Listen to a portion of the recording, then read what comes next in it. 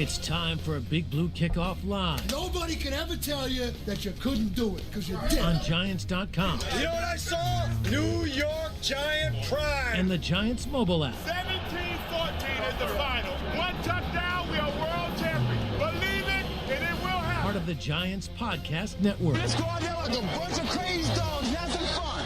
Welcome to today's episode of Big Blue Kickoff Live. I am the Count, and this is Dr. Doom. You can always call us at 201-939-4513. It is presented by Cadillac, the official luxury vehicle of the New York Giants, here on Giants.com. I will allow you folks to guess as to who Dr. Doom is today. But for the time being, we remind you that today's show is coming to you from the Giants Podcast Studio, presented by Hackensack Meridian Health. Keep getting better. And as always, if you don't catch the show live, catch it as part of the archive in our entire podcast network on the Giants mobile app, podcast platforms everywhere, and at giants.com/podcasts.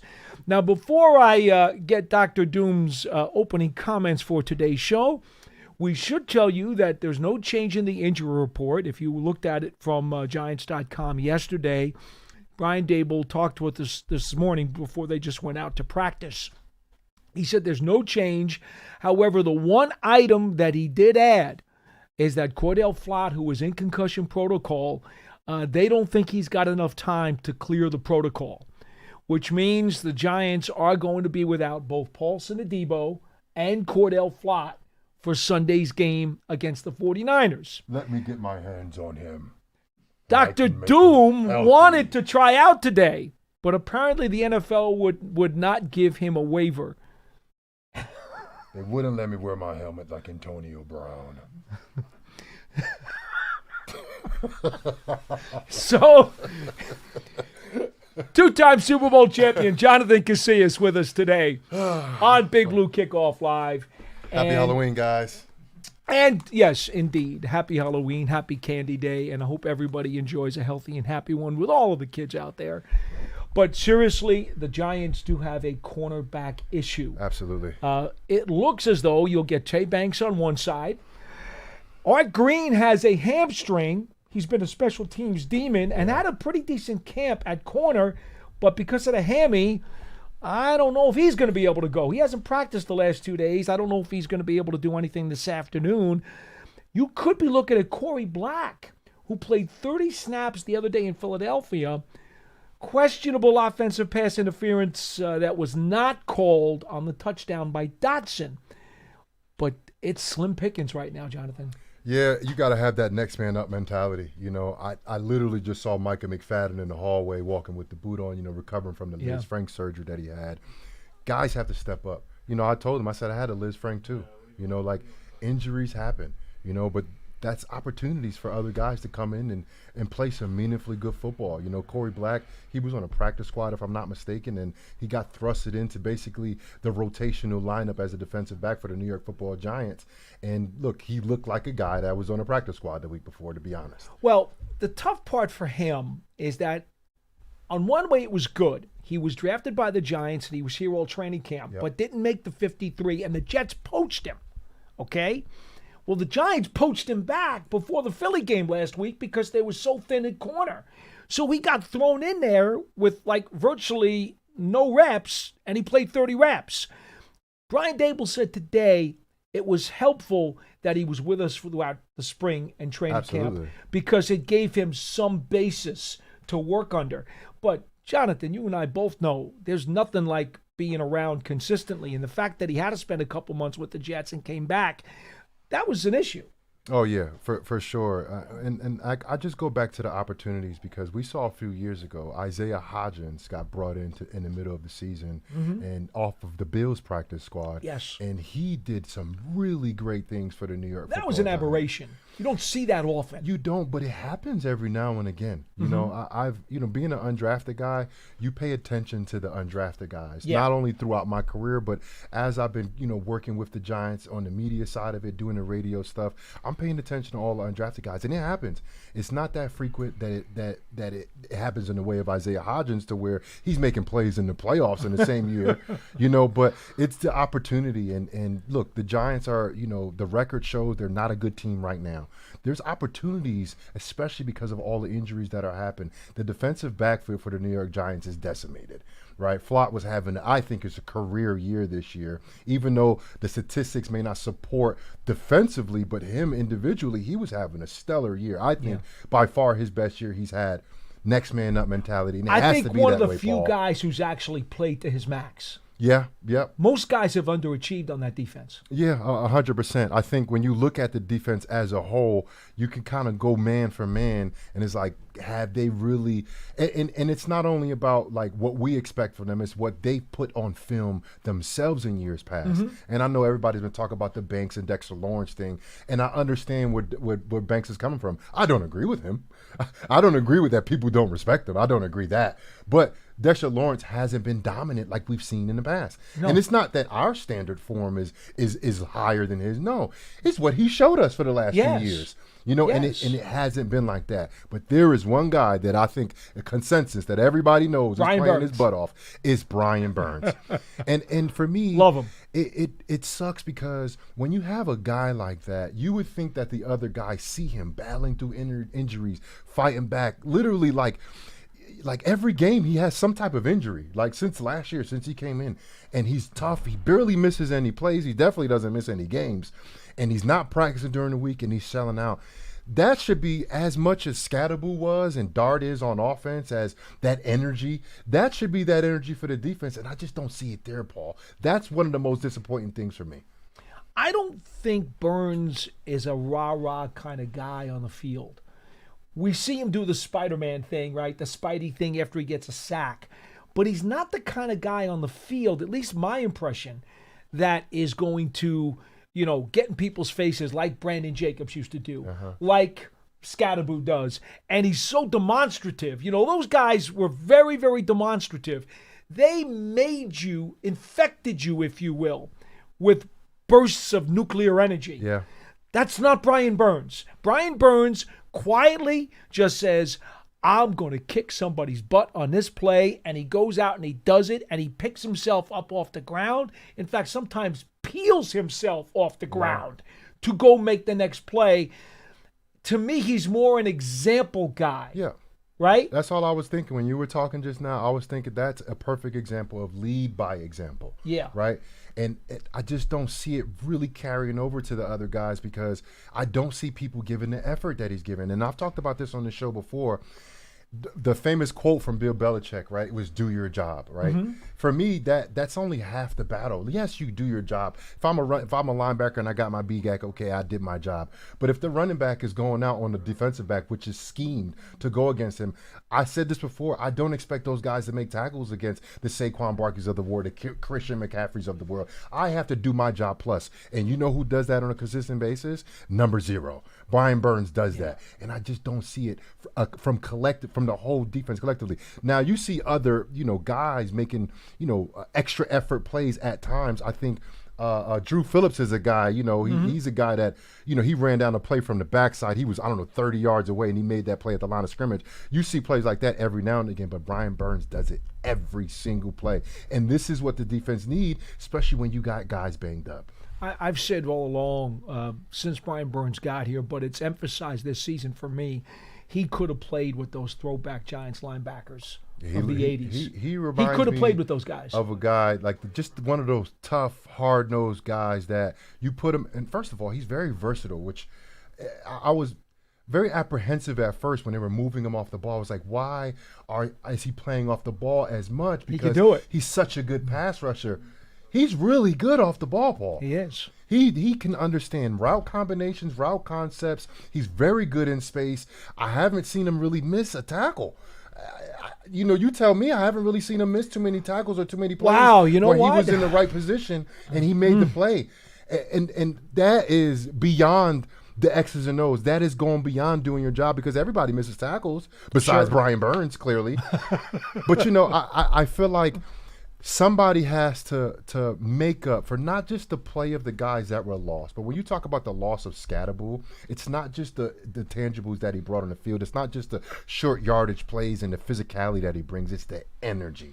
Yeah. It's that energy that he and just infested in that locker room. It's just you can feel it, you know. Everything was like what the heck is he doing? Like, and everybody as a defensive guy, you're like, oh man, I love that. Like, I love the way he's playing, and you have to figure out a way to replace that. And I'm looking for the next guy up. Who is going to be the guy? You know, is it Corey Black? Who is it going to be the guy that's going to step up and kind of, you know, put that energy back into the locker room that's gone with Scatterbull? Okay, now the danger in that, Jonathan, and you may not agree with me, but I think you will. The danger in that is you can't fake that.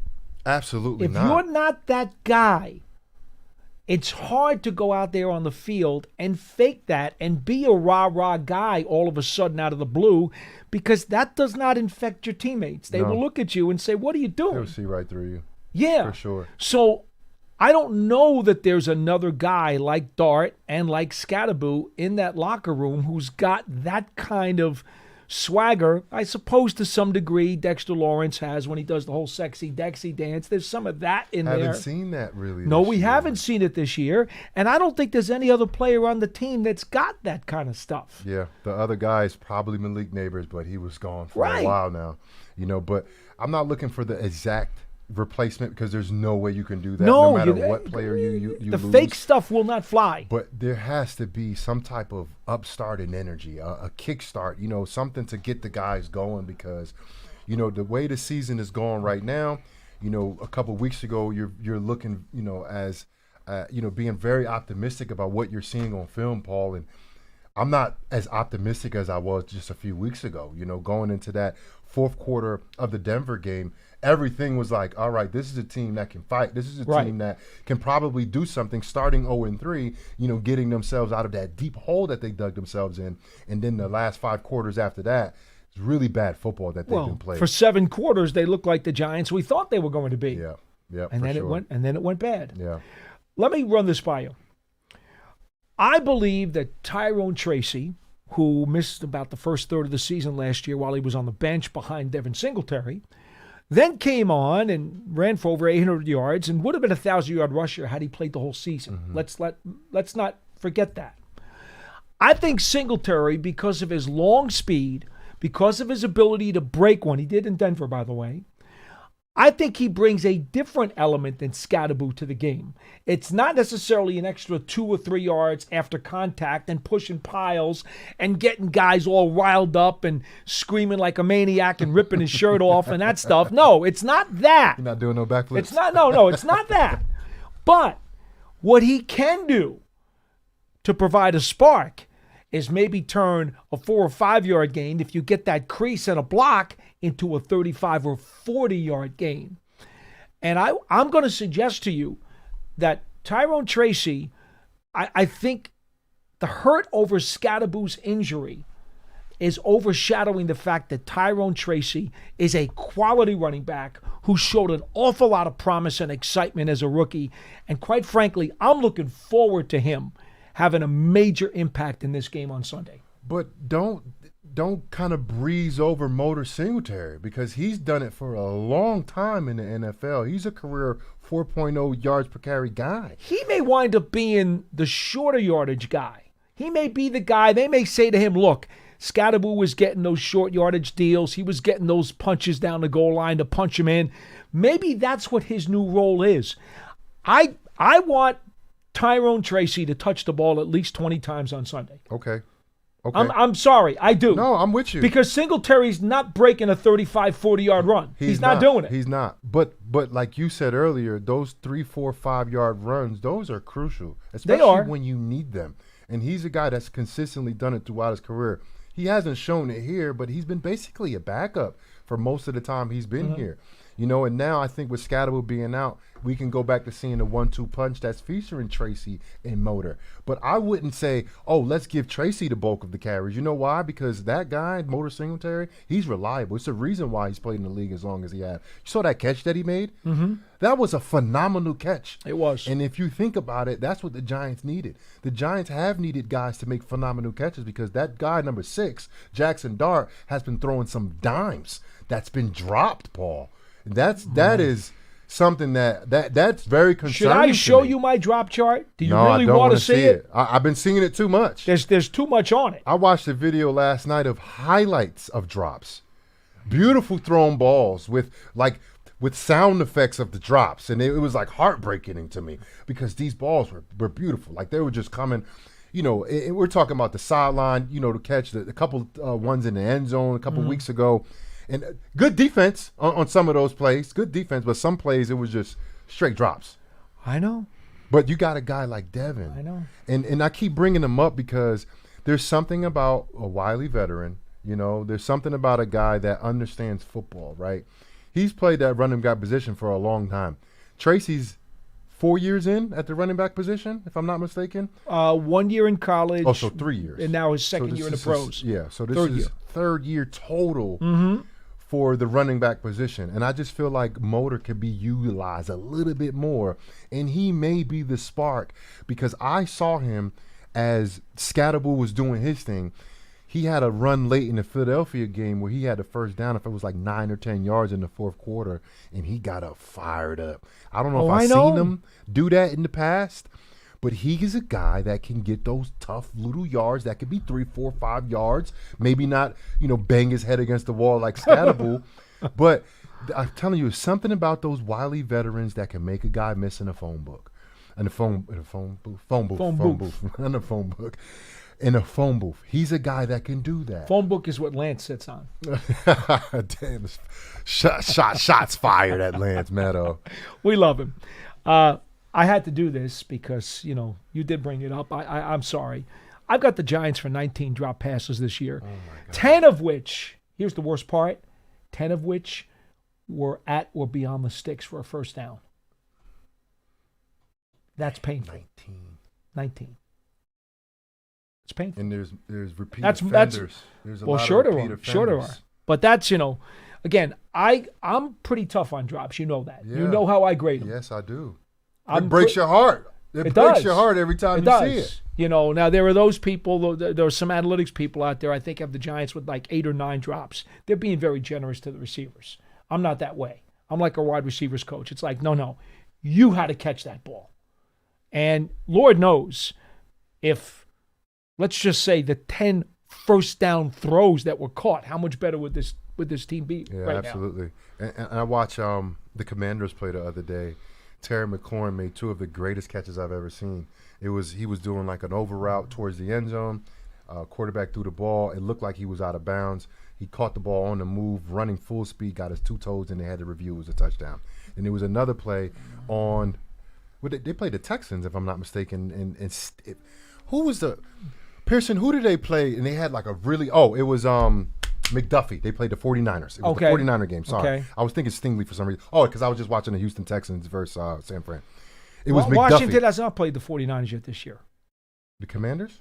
The Commanders have not. Have not. I got the 49ers thing right here. So who did the Commanders? Well, whoever it was, right? Anyway, go ahead. It was a really good corner on him. It might have been Stingley. I don't know who it was. My memory sucks, but I remember the catch. His right arm was being held. Right, it was down the field. His right arm's being held. As the ball was coming, he basically got pass interference. He dove for the ball and caught the ball. It was the most insane catch I've ever seen. But he does that on a consistent basis, Terry McLaurin. And that's why he's named Scary Terry, because he does stuff like that. We need guys, and it can't be Neighbors because Neighbors is not playing for this team right now. Yeah. We need guys to go beyond the X's and O's and make those extravagant catches because Dart is putting that ball where it's supposed to be at almost 90% of the time. Okay. So I will kind of double up on your point because I've been after Giants players, skill position guys to make plays above the X's and the O's for a long time. And they don't have enough of guys who do it consistently. They'll get one every 3 or 4 weeks. It was the Chiefs corner, McDuffie. Who was I saying? Oh, yeah. I was saying San Fran McDuffie. No, Yeah. it was the Chiefs McDuffie. McDuffie definitely plays for the Sorry, go Chiefs. ahead. I'm sorry. Okay. But here's what I'll say. When you don't make the plays above the X's and the O's, you compound it by having 19 drops. Yeah. No, for sure. If you're going to have those drops, then make 19 plays above the X's and the O's to counter those 19 drops. Right. That's like We don't do either. It's like old Pickens. Pickens will drop an easy one, but he'll make the most extravagant Yeah, catch you ever exactly. seen on the same drive. All right, real quick, just a thought before we get to the phones, because I do want to get to your calls at 201-939-4513. Real quick, very important item when you talk about this matchup against the San Francisco 49ers. You're going to love this as a linebacker, Jonathan. This year, not counting kneel downs, the Niners have been trapped behind the line of scrimmage on a running play 25 times, Wow. which is 12% of their runs, the fourth highest percentage in the National Football League. Their offensive line has had a lot of trouble this year. They've certainly had difficulty staying healthy, no question. I understand that. But they have had a great amount of difficulty getting their running game going consistently. And Christian McCaffrey's only averaging 3.5 yards a carry. So it's been a pedestrian running game. Yep. Kittle just got back into the lineup. Ayuk is still out since last year. This is a wounded team. I don't even want to get on offense where Warner's gone, where Bosa's gone. Mm-hmm. I mean, this is a wounded team. People out in San Francisco were talking like, how does this team have a winning record? Seriously, they're like, how are they 5-3? Well, you know why? They're very well coached. Yep. They scheme it at an incredibly high level, and they don't self-destruct. Yep. They don't beat themselves. And that's why they have a winning record and the Giants don't. Because if you look at these stats across the board, this is a very beatable team coming in here on Sunday. Mm-hmm. But like you said, they don't make a lot of mistakes. Like the team down 95, the Eagles don't make a lot of mistakes either. Yeah, well. And you see what happens. But for some reason, I don't know. I watched the last two games that they played, and it was like I'm watching two different teams when I watched them play against Atlanta, and then they played against the Texans last week. Christian McCaffrey didn't touch the ball to the end of the second quarter last week, and I'm just wondering, why would you do something like that? And the game before, he had 200 yards total. He had the most yards he had all season. The first game, he had over 100, and he had like 70 receiving yards. He ended up at 200 all-purpose yards. He had over 120 rushing against Atlanta. And last week, Houston Texans, he didn't touch the ball to the end, like a minute left in the second quarter. It was something like that, and they didn't get a first down to that time as well. And I'm like, don't you think that goes hand in hand? You get your best player to ball, you might get some first downs. So it depends, I think, what type of team they want to be when they face the Giants. Are they going to be a guy that, because McCaffrey's averaging 25 touches a game through the ground and you're going to run it against the Giants, aren't you? Yes, you will. And that was the point I was getting to.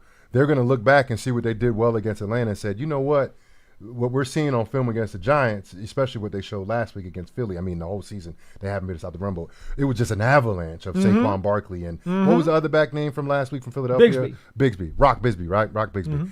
It was just an avalanche of running backs, and they basically did whatever they wanted. Better believe that these guys, San Francisco, they're going to run the ball probably 60% of the time against the Giants, because the Giants on defense, their strength is against the pass. And no matter how the game's going, Burns finds a way to get to that quarterback. Well, that's it. Even with the dearth of corners available, we do know they can get to the QB. 100%. Which, by the way, the Niners can't do. Right. Look Bosa at this. being out, Warner being out, a lot of guys. Yep. They got 9 sacks on the season. That's 31st in the league. Which is uncharacteristic of not only 49ers, but a solid defense as well. They have 5 sacks over the last 6 games combined. It's unbelievable. Hey, I tell you what, though, their defense flies around. And I think they're leading the league in takeaways, if I'm not mistaken. Yeah, well, they punch out the football. Yep. So this may not be a dangerous against the quarterback defense, but this is a dangerous defense. When your defense can take the ball away, it gives your offense so many more opportunities with the football, and you're basically in every single game if you can create takeaways. 6 fumble recoveries. That's a good amount. You know what that means to me? That means they're hustling to the ball. Yeah. That means they're all running to the ball. They're all getting off of blocks. And that's what I've seen on film. It hasn't been perfect. It hasn't been clean. But you've seen 11 guys flying around on that defense. But that's a Robert Saleh's defense right there. Now, here's the one thing I will tell you. On pass plays, their blitz percentage is only 18%. That's 28th in the NFL. So they're not taking chances. They know they don't have the bodies to get home. So they're not sending extra bodies because the risk is too high. They're going to get burned. They understand that. Now, at the same time, Jackson Dart, who is 2-0 as a starting quarterback at home this season, has shown he's one of those guys, as most rookies are, that if you're not going to send a lot of heat at him, he can do pretty much what he's programmed to do. I'm telling you, folks, it wouldn't surprise me if this is a pinball machine in terms of the scoreboard. I think both teams are going to move the ball pretty darn well, I think, on Sunday. It might wind up being the last team with the ball that wins the game. Yeah, I see what you're saying. And looking at these quarterbacks, no matter who plays, they're very, very similar in what they can do, skill set wise. Oh, Purdy and Jones? Yeah, and I don't think I see a difference in the offense. Purdy runs a little more. He runs, yeah, he definitely a little bit more mobile. mobile. But I'm talking about what Shanahan asked them to do. I think it's pretty similar. I think it's a system. It's a system thing, It's a right? system thing. Yeah. And the skill sets are not really like, you could see a different, type of play when Brock plays. No, I think you see more consistency because he's been in there longer, I think. Yeah. So we might see Purdy because they may trust him more given his health. Well, Purdy's got the toe thing, and supposedly the media out in San Francisco yesterday is leaning toward him not playing this week. Yeah. And part of it, they bring up the whole artificial turf thing. Now, we know the artificial turf at MetLife was replaced in 2023. The Niners were here in 2020 when they had 4 players injured in the game, and they were blaming the turf on it. Now, psychologically, that may be part of what's still in their heads. Yep. But I'm thinking it's going to be Jones. Yeah. Yeah, and like this Kyle Shanahan's offense, they are like a timing offense. They're a rhythmic offense. So the Giants have to do a good job in knocking them off their rhythm. Because if Mac Jones get into a flow state where he could just distribute the ball, and they have a phenomenal tight end in George Kittle, if they can, limit him early and limit Christian McCaffrey early, they can have success because we're not looking at Mac Jones, this phenomenal quarterback that can beat us all by himself. No, he has to be able to be involved and have rhythm in this offense to have success. We go to the phones at 201-939-4513. Tim in Charleston, you are first on the show. Hello. Oh, proud to be first. So, hello, Dr. Doom and Count Postula. How you doing? Good to talk to you. What's up, man? So basically the way I'm looking, I went from hopeful to so optimistic after the first Philly game at home, and then that obviously we know what happened the last 2 weeks. Not going to rehash, but we got 9 games left. Now here's the thing: 6 of them are at home. So Dart has shown that he amps up the enthusiasm of the home crowd. Obviously, Scatterboo did too, but he's gone. Yeah. But hopefully, if we got to win at least half those games at home. And at the end of the year, we end up with 3 out of 4 games at home, and we got the 2 division opponents, Washington and Dallas, in those games. Correct. So let's beat those guys. Let's at least go 3-3 in the division. Let's have a winning record at home. A minimum of 5-4, and do our damnedest to pick up a game or 2 on the road, and it's not as bad as it looks right now. But that's obviously all hope. We're shorthanded. I think again, I'm like a broken record. Every year I say it, and almost every game I say it. Stop the run. If we could stop the run and hold this team to under 125 yards total, 110. If we get all of them at 110, we win the game. If 125 wouldn't be bad. But if we stop the run, I know we're dinged up in the secondary, but I have faith in our pass rush. If we stop the run to put it in more passing situations, we're going to hopefully, if we tackle well, we're in this game. We win this game at home, and that's the key. 6 games left at home. This one becomes key. So I hope the Dr. Doom thing wasn't impending doom. Tim, I'll say this. Mac Jones is like many quarterbacks who, when there's a lot of pressure, they just don't seem to handle it very well. It's the elite guys who handle pressure well. That's what makes the stars in this league, right? Yeah. Any quarterback, if you give them a lot of time, and they're at the pro level. Come on, these guys got here for a reason. They're going to do well. But it's only the really special guys who, when you really get after their butts and you knock them on their you-know-whats, their keister, they still can perform at a very high level. Mac Jones has not proven to be one of those guys. So if I'm the Giants, I'm blitzing like crazy this week, and I'm not just talking about on pass plays. I'm talking about on run plays too. I'm sending guys through gaps because I don't want McCaffrey to get going. Well, that's what I just said about being on rhythm. You know, if you can blitz them on first and 10 when they have a run play and you get them for negative yardage, they're off rhythm now. Bingo. Now they're second and long. They have to do something that and maybe you heard the goes number outside. I just gave you too. Yep, that goes outside of what they would normally do, screen games and stuff like that. And that's when you start turning number 0 loose. Because we want Brian Burns getting after Mac Jones the whole night. We want that. Oh, because yeah. Advantage Giants. I don't think there's anybody in the league that can block him. Now, there's other guys along the defensive line, I think, that have opportunities that I think need to go ahead and show up. Because, look, Tim, every year when you come into a season, you have your goals. I don't know what the goals for the Giants is, but every single year that I've ever played in the league, we've always had some type of goal of defending your home turf. Yeah.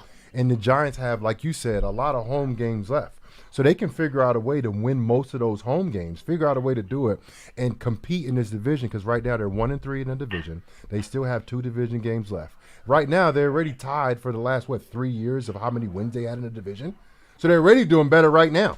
You know, so if the Giants can figure out a way to get one or two of those games that's left in the division, figure out to win more than half of the games at home, I think we're looking at something that we can build off of because right now it's looking bleak. When I say looking bleak, just what we're seeing for the last 5 quarters and then losing your guy in Scatterable. They have to figure out a way to respond. I've said at the beginning of the season when they dropped the first 2 games and they responded against the Chargers. Mm-hmm. And then they dropped it against the Chiefs and they responded against the Eagles. So let's respond, Giants. Let's figure out a way to respond because you're missing your energy guy on offense. There's a whole bunch of tremendous guys in that locker room, high character guys, good players that's played some good football here. We need those guys to go ahead and show that they are the guys that we all think they are and that who they think they are. Yeah, I mean, the 49ers have only allowed 2 sacks per game. They're at 16. They're 7th best in the league in all sacks allowed. So let's double that. Let's put some pressure on Jones, and let's get a lead and keep the pressure on, and let's see some gap integrity. And I'll take the rest off the air, guys. Thank you. Thank you, Tim. Yeah, this is a Niners team that in 4 of the last 5 games, they're 2-3 over the last 5. And the Giants are 2-3 over the last 5. Mm-hmm. And the Niners have allowed at least 23 points in 4 of those 5 games. Defensively, they're messed up. Mm-hmm. I mean, they're really, really limping in here. If you're the Giants, that's where the aggression has to be. Go at them offensively. Attack, attack, attack. Let Dart do what he's been doing in home games this year and put the pressure on the other side of the ball. You know, make the Niners have to step up with their wobbly defense. Yeah, 100%. You know, you got to take advantage of somebody that's ailing, right? And right now they're ailing. I think Fred Warner is the best linebacker in the league, and they're missing that guy. Big time. He is he's the Scatterable of the 49ers. You know, he's the energy guy. He's the guy that's making the plays. He's the guy that's getting everybody lined up, and they are missing him. But what you can't take away, what I've seen on film, is those 11 guys in those red jerseys flying around. They're fast. They are flying around on defense, and they do make mistakes. But you have to capitalize on those mistakes, right? And then on offense, you have to protect the football. This is a game where I think going against Philadelphia consistently, it's always about if you can make Philly make a mistake like they did in the first game, because Philly don't make a lot of mistakes. No. If you can make them make a mistake, you have a chance. But if not, then Philly's pretty much Philadelphia, what we've seen for the last couple years. San Fran and the Giants, these teams are like, if you can make that team make mistakes, then they're going to be what their record is, right? The Giants. If the Giants can play clean football, if they can, and they can make Philadelphia make those, San Francisco make those mistakes, now the Giants are setting themselves up for success. Because this is a team right here, they're thriving off their takeaways. When you're giving up plays and you're giving up yardage and you're giving up touchdowns and you get that turnover, it's like it erases all of the negative things that happen to you. This would blow your mind, but you know how the Giants are so stunted in the red zone, although they've picked it up now on 3rd down and in the red zone with Jackson Dart. For the season, the Giants are at 48% touchdown percentage in the red zone. That's 25th in the league. But how about this? The 49ers are only 21st at 52%. So this is not the Niner team that people went into the season thinking that, oh, they're going to be a top contender. No, I get it. They've won 5 games, but they are a muted team. I can't stress it enough. The Giants need to be foaming at the mouth on both sides of the ball Sunday. They need 100%. To take it out of them. Yeah, they have to. But they have show to. Them. Show the Niners, hey, you guys aren't that good. They have to do a good job on those 2 guys that are just phenomenal players in this league, all pro guys, and that's Christian McCaffrey and Kittle. Those guys can wreck games. And they have wrecked games. The Giants have had some trouble with tight ends. Mm-hmm.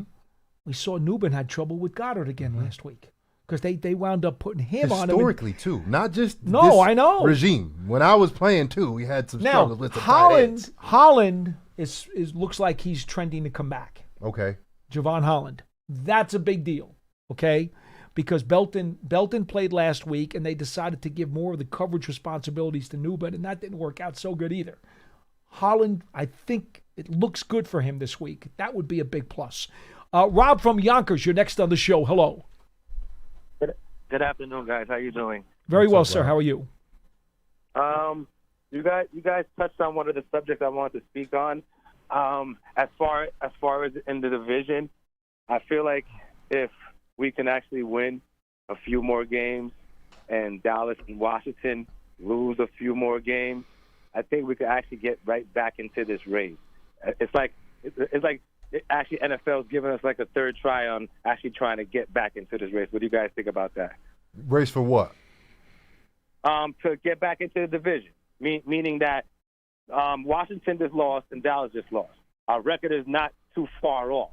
So if we start winning some games and Washington and Dallas start losing some games, we actually maybe could get into the second in our division. What do you think? Oh, okay, I see what you're saying. I thought you were talking about playoffs. I must say it's a little bit bigger than a division when it comes to the playoff race. But I understand what you're saying, to be competitive in a division. And that's something that, Paul, I don't know how many shows I've been on where I've talked about the Giants being competitive in a division. Even the year 3 years ago when the regime first got here, when the Giants went 9-8. Or is it 9-8, right? And they snuck it to the playoffs. And you mean 9-7-1. 9-7-1.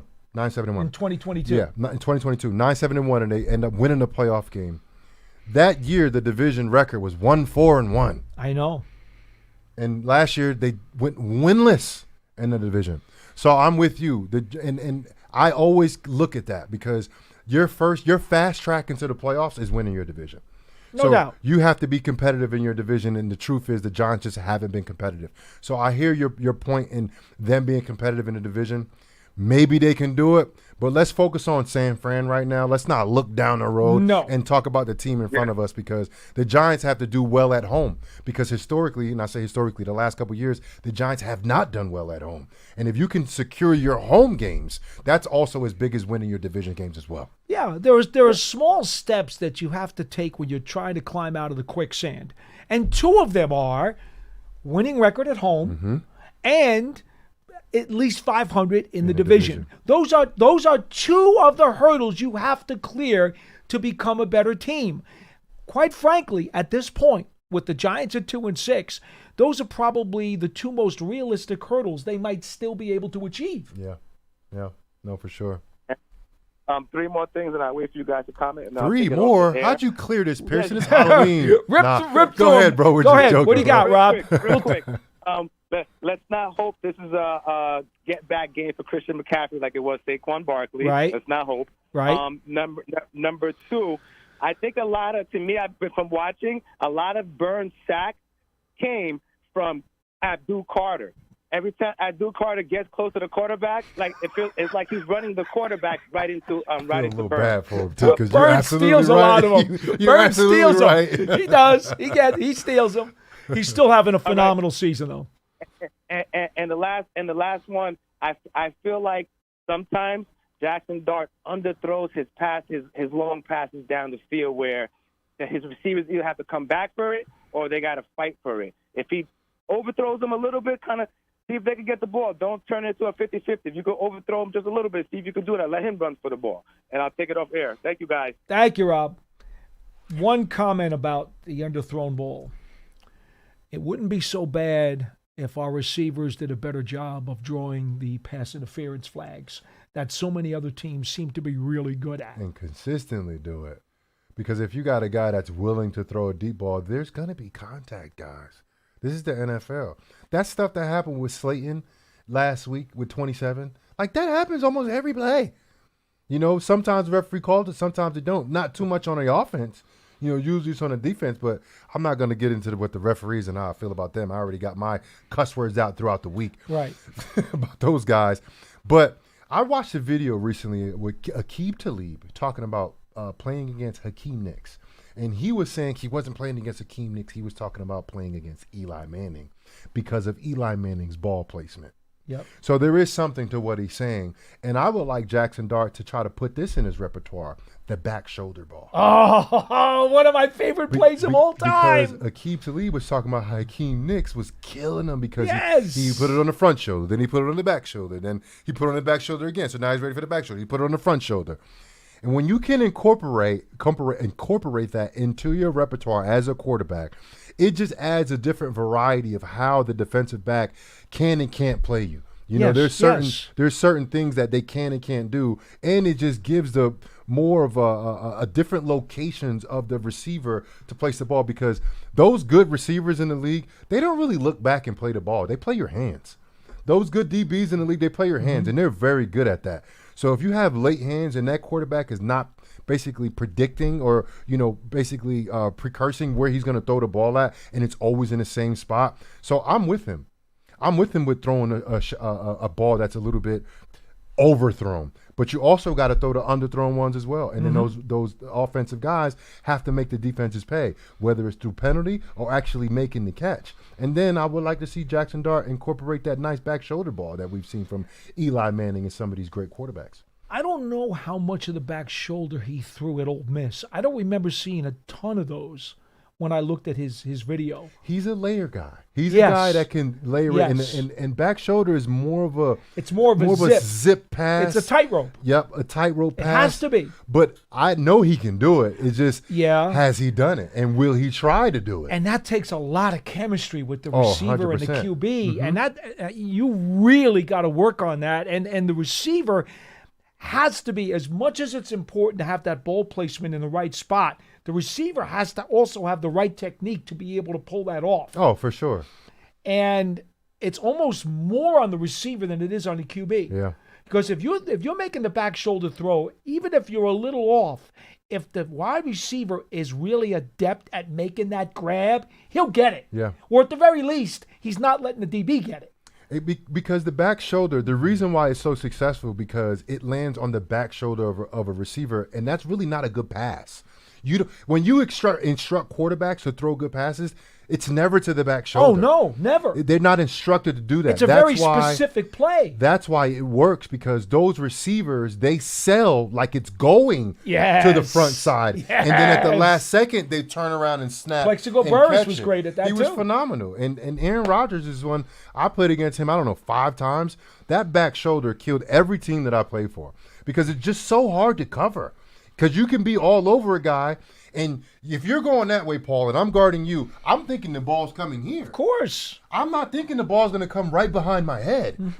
You know, so that's the back shoulder boy. I would love for him to get that in his repertoire, because I think he's a phenomenal thrower of the football. I think his pocket presence is second to none. His ability to step up in the pocket, his ability to create. Now the guy just have to make those plays downfield, man, because like you said, 19 drops, that's just totally unacceptable. Now the back shoulder, to me, is probably too much to ask him to bite off right now. Yeah, for sure. Given his status as a rookie and you. also not being a starter during the entire offseason when Russell Wilson had the job cemented. So it seems to me that may be something we're going to have to look at maybe in year 2. Maybe. As being part of the regular playbook. I'd love to see it. But again, you got to make sure you got the receivers to complete that ball on the other end. Absolutely. Because, you know, when you have 19 drops, you're not helping your quarterback. Man, that number just you're just not. Give me the goosebumps when you say that number. Coach Marvin is next on Big Blue Kickoff Live. Hi, Coach. How you doing, Paul, Jonathan? What's up, we're Coach? okay, my man. How are you? I'm all right. That back shoulder, you need a receiver. We don't have receivers to do that. These guys not catching it when it's in front of their face. Now, if you have neighbors and they connect in that way, I think neighbors is a talent that can make that catch. He probably could, Coach. I'm not so sure that he wants to because he's so interested in yak yardage. And you and I both know the back shoulder throw isn't necessarily conducive to yak. He wants yards in general. He just wants the ball. Give him the damn ball. But I think it depends on the call, Paul. What is the call of his route that he's going to run? I think he would do it if it's depending on what the call is. Mm-hmm. And you're right. He's a yak guy. But I think there's times he's along that sideline and the guy's right on him. And he will attack the ball in the contested ball. I'd like to see him have a little stickier hands, to be honest. All of the guys. All of them. Yes. Yeah. Yes. Yeah. You guys was also talking about leadership. And, and I always had like 3 categories of leadership. You had the player that leads by example. You have the vocal leader, and then you have that emotional leader. Mm-hmm. And a lot of times that emotional leader is the one that has the combination of both of those. Mm-hmm. He can actually he performs and he speaks out, and you have to have those at times on teams. And I think that's what Scatterboo was. He was that emotional leader that he can actually get you ready to go play, even if you're ready to play.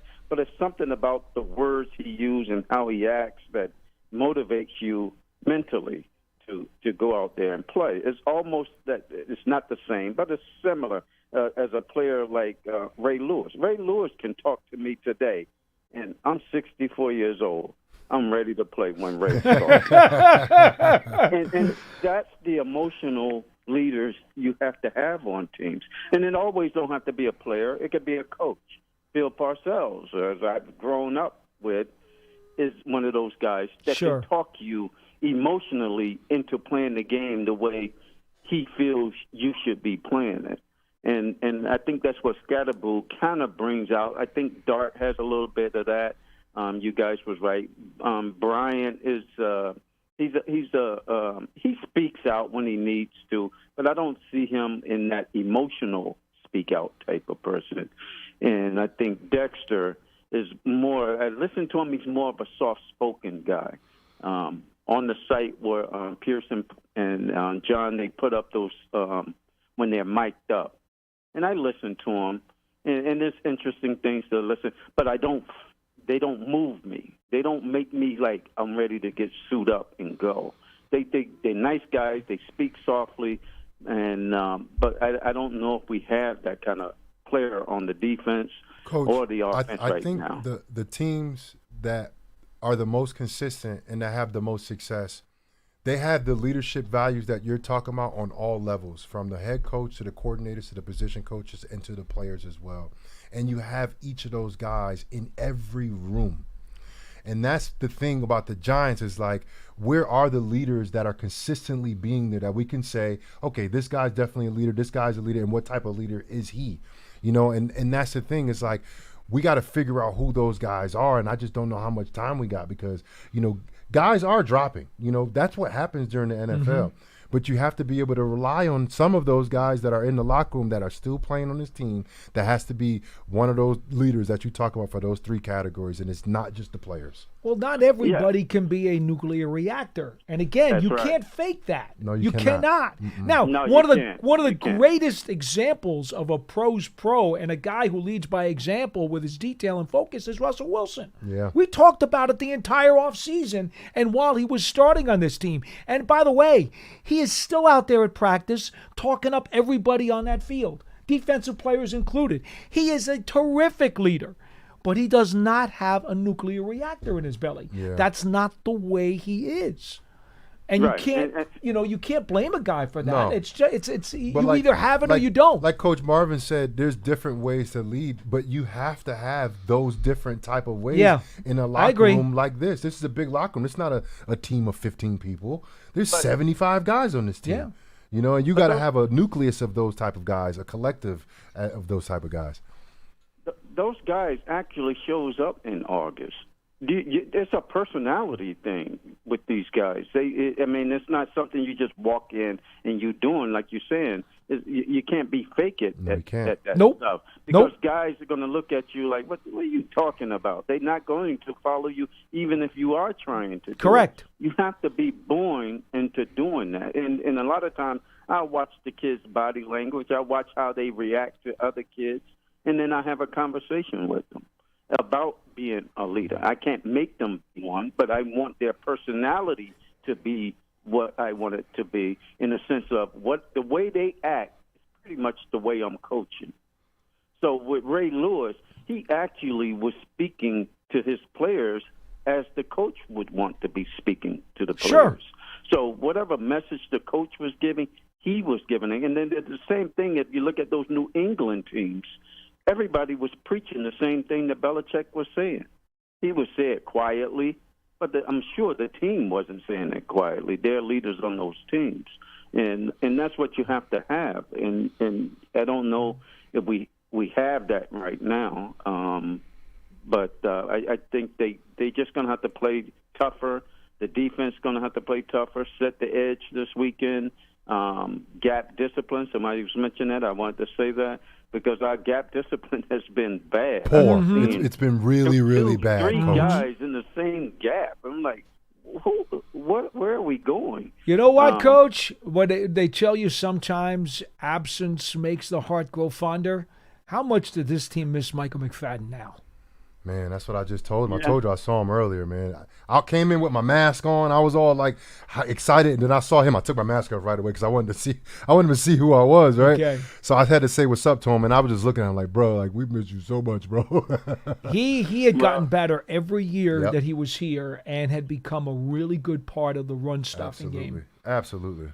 Yeah, it's all these injuries have hurt us this year, and I was proud of the way they played so far this year, but it's kind of sad to see it kind of dissolving right in front of me a little bit.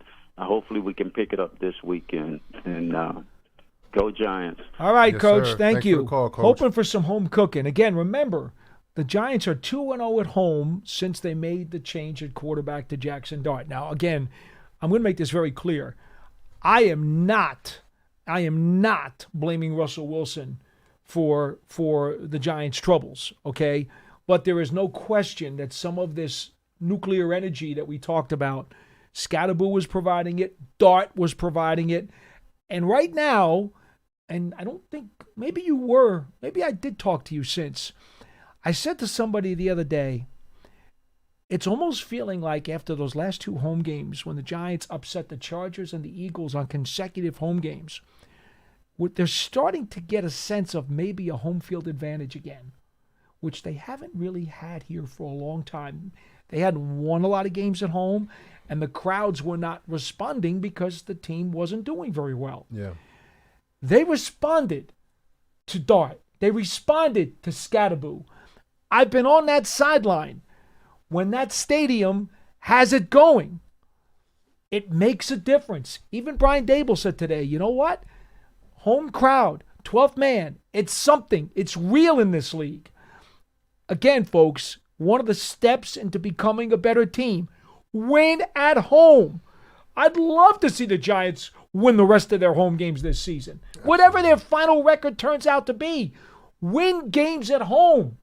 Absolutely. I mean, when you got your home crowd on your side, man, there's nothing like it, you know. And this is I think our fans, they're fair fans, you know. They're true fans. Like when I say true fans, like they're gonna stick with you when you're good, and they're gonna cheer you on, and when you're bad, they're gonna show. They'll let you know. Them, They will let you know. You know, and this is a team that will boo at halftime if you're not performing well. And the good thing about this year is the Giants have been performing well at home. You know, and I think I kind of called out the fans the last game when the Giants beat Philadelphia at home. I was a little disappointed because the stadium was not as full as I thought it should be. And the Giants put on a hell of a performance against a really talented Philadelphia Eagles team. I'm glad they were vocal, though. Oh, they were good. They were vocal. Good. They weren't fantastic. They weren't great, which I know they can be because I've seen it. I've heard them do before. But, like, it goes to show you, I think, that any team, if you got the support of your home crowd, that gives you a little bit extra juice. Sure. That gives you a little bit extra juice, you know. Look, Scadaboo's not here. So how about the crowd kind of sub for Scadaboo and give him a lift? We need him. You know, and you know, I know, look, because I got a lot of family and a lot of friends, and we hear callers all the time, right? We speak to these guys, and we hear you. We understand you. But, man, those guys need you, man. Those guys on the field, I know you relying on them. They got their parlays and their prop bets and stuff like that. Don't go there. I'm just saying, it's true, though, Paul. It's true. I know. But, like, man, those guys need you. Those guys need to hear those fans cheering for them, supporting them, and really being there for them because, man, it's nothing like running out that tunnel and you seeing a full crowd and everybody cheering, man. There's nothing like it. Well, we will see what happens on Sunday as the San Francisco 49ers make the trip from the West Coast. And by the way, this is a 1 o'clock game. Okay? Think about that once again. 1 o'clock game. They've been talking about this old wives' tale for the longest time that when teams come to the East and they have to play 1 o'clock game, I know the percentages back it up. They tend to have more difficulties. And it's daylight savings time, so they're going to lose an extra hour, yes. if I'm not mistaken, right? So they're losing 4 hours. Yes. Advantage Giants. I mean, it's got to count for something. How much? And I don't know. They come out Saturday, not today, because today's Friday. No. I got a hunch if I'm San Francisco, and I have not read their media reports this afternoon, I got a hunch they probably will come out tonight. They'd be dumb not to. Maybe a red eye and get in the morning on Saturday, because that west to come out Saturday afternoon is not going to be smart. The west to east flight, that's the flight I hate the most. West to east, because you either fly in the morning and lose the day, or you fly at night and hopefully you get some sleep on the plane. So, you know, advantage Giants when you got to do some stuff like that. Now, you never played for a West Coast team. No, but I've flown from the L.A. or wherever to New Jersey or Florida or something, and I hate it. He's a man of the world, folks. I love to travel, Paul. I know he does. I love to travel. I know it's my favorite thing to do. Like, besides hanging with my daughter, you know, like the thing I really love to do is travel. You know, you talk. I know. When you call me and I'm with me, I'm either with my daughter or I'm out the country. I know you are. Every time. Every single time. My goodness. I'll tell you, folks, it's going to be an interesting game. I promise you that.